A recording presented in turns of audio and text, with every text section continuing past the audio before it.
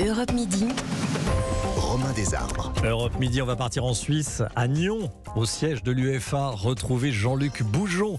Vous étiez en direct avec nous tout à l'heure. Avec vous, Jean-Luc, on va parler évidemment de l'adversaire du Paris Saint-Germain pour les huitièmes de finale de la Ligue des Champions, le PSG qui sera opposé au Bayern Munich.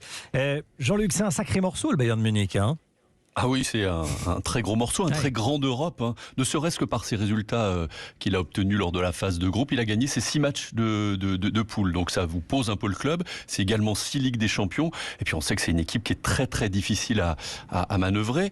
Le Bayern a battu le PSG en finale de la Ligue des Champions 2020, donc ce sera comme une revanche de la finale 2020. D'ailleurs, Luis Campos, le directeur sportif de Paris, vient de le dire. Il a dit, voilà, ce sera notre revanche. Mais tout à l'heure, on a pu croiser le directeur sportif du Bayern, qui visiblement n'était pas très à l'aise, parce qu'évidemment pour le Bayern c'est un tirage difficile. Il a parlé des individualités du PSG, de Mbappé, de Neymar, de Messi, et le Bayern ne fait pas non plus le fier, hein, comme le PSG, voilà. Bon, un petit pronostic, PSG ou Bayern ?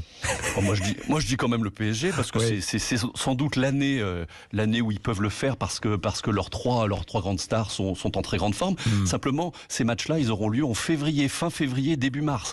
Ce sera après la Coupe du Monde, et on ne sait pas dans quel état vont revenir Messi, Neymar et Mbappé. On espère pas blessés. Est-ce que certains auront la même motivation ? On pense notamment à Neymar. Ça, ce sera une des inconnues. Mais enfin, aller chercher une Ligue des Champions, la première pour le PSG, c'est quand même, ça peut être quand même une très très belle source de motivation. Moi, je dis le PSG, difficilement par un trou de souris, mais le PSG quand même, pour une place en quart de finale. Jean-Luc Boujon, merci beaucoup Jean-Luc en direct de Nyon.